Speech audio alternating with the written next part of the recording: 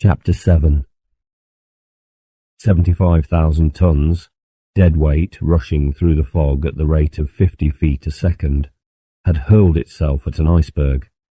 Had the impact been received by a perpendicular wall, the elastic resistance of bending plates and frames would have overcome the momentum, with no more damage to the passengers than a severe shaking up, and to the ship than the crushing in of her bows and the killing, to a man, of the watch below. She would have backed off and, slightly down by the head, finished the voyage at reduced speed to rebuild on insurance money, and benefit, largely in the end, by the consequent advertising of her indestructibility. But a low beach, possibly formed by the recent overturning of the berg, received the Titan, and with her keel cutting the ice like the steel runner of an iceboat, and her great weight resting on the starboard from bilge, she rose out of the sea, higher and higher, until the propellers in the stern were half exposed. Then, meeting an easy spiral rise in the ice under her port bow, she heeled, overbalanced, and crashed down on her side, to starboard. The holding down bolts of 12 boilers and 3 triple expansion engines, unintended to hold such weights from a perpendicular flooring, snapped, and down through a maze of ladders, gratings, and fore and aft bulkheads came these giant masses of steel and iron, puncturing the sides of the ship, even where backed by solid, resisting ice, and filling the engine and boiler rooms with scalding steam, which brought a quick, though tortured death, to each of the 100 men on duty in the engineers' department. Amid the roar of escaping steam and the bee-like buzzing of nearly 3,000 human voices, raised in agonized screams and callings from within the enclosing walls, and the whistling of air through hundreds of open deadlights as the water, entering the holes of the crushed and riven starboard side, expelled it, the Titan moved slowly backward and launched herself into the sea, where she floated low on her side, a dying monster, groaning with her death wound, a solid, pyramid-like hummock of ice, left to starboard as the steamer ascended, and which projected close alongside the upper, or boat deck, as she fell over, had caught, in succession, every pair of davits to starboard, bending and wrenching them, smashing boats and snapping tackles and gripes until, as the ship cleared herself, it capped the pile of wreckage strewing the ice in front of, and around it, with the end and broken stanchions of the bridge.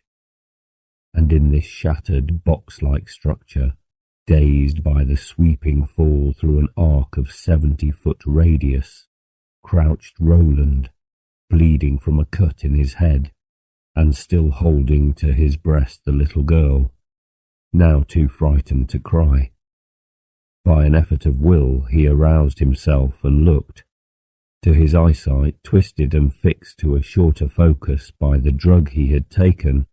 The steamship was little more than a blotch on the moon-whitened fog, yet he thought he could see men clambering and working on the upper davits, and the nearest boat, no, 24, seemed to be swinging by the tackles. Then the fog shut her out, though her position was still indicated by the roaring of steam from her iron lungs. This ceased in time, leaving behind it the horrid humming sound and whistling of air, and when this too was suddenly hushed, and the ensuing silence broken by dull, booming reports, as from bursting compartments, Roland knew that the Holocaust was complete, that the invincible Titan, with nearly all of her people, unable to climb vertical floors and ceilings, was beneath the surface of the sea. Mechanically, his benumbed faculties had received and recorded the impressions of the last few moments. He could not comprehend, to the full, the horror of it all, Yet his mind was keenly alive to the peril of the woman whose appealing voice he had heard and recognized, the woman of his dream and the mother of the child in his arms. He hastily examined the wreckage. Not a boat was intact. Creeping down to the water's edge, he hailed, with all the power of his weak voice, to possible but invisible boats beyond the fog, calling on them to come and save the child, to look out for a woman who had been on deck, under the bridge. He shouted this woman's name, the one that he knew, encouraging her to swim, to tread water, to float on wreckage, and to answer him until he came to her.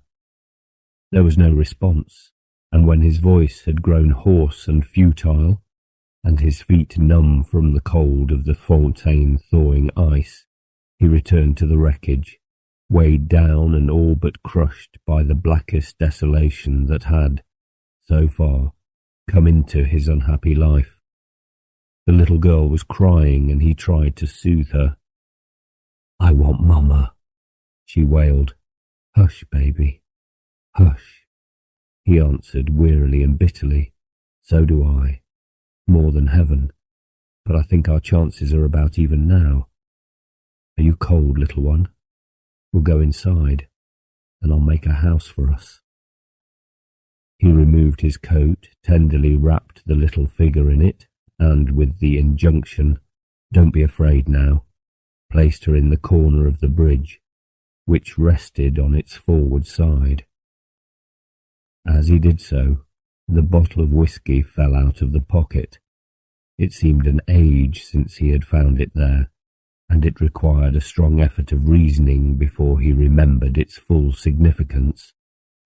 Then he raised it, to hurl it down the incline of ice, but stopped himself. "I'll keep it," he muttered. "It may be safe in small quantities, and we'll need it on this ice." He placed it in a corner, then, removing the canvas cover from one of the wrecked boats, he hung it over the open side and end of the bridge, crawled within, and donned his coat, a ready-made slop-chest garment, designed for a larger man, and buttoning it around himself and the little girl, lay down on the hard woodwork. She was still crying, but soon, under the influence of the warmth of his body, ceased and went to sleep. Huddled in a corner, he gave himself up to the torment of his thoughts. Two pictures alternately crowded his mind. One, that of the woman of his dream, entreating him to come back, which his memory clung to as an oracle. The other, of this woman, cold and lifeless, fathoms deep in the sea. He pondered on her chances. She was close to, or on the bridge steps, and boat number 24, which he was, almost sure was being cleared away as he looked, would swing close to her as it descended. She could climb in and be saved, unless the swimmers from doors and hatches should swamp the boat. And, in his agony of mind, he cursed these swimmers, preferring to see her, mentally, the only passenger in the boat, with the watch on deck to pull her to safety. The potent drug he had taken was still at work, and this, with the musical wash of the sea on the icy beach, and the muffled creaking and crackling beneath and around him, the voice of the iceberg, overcame him finally, and he slept, to waken at daylight with limbs stiffened and numb, almost frozen.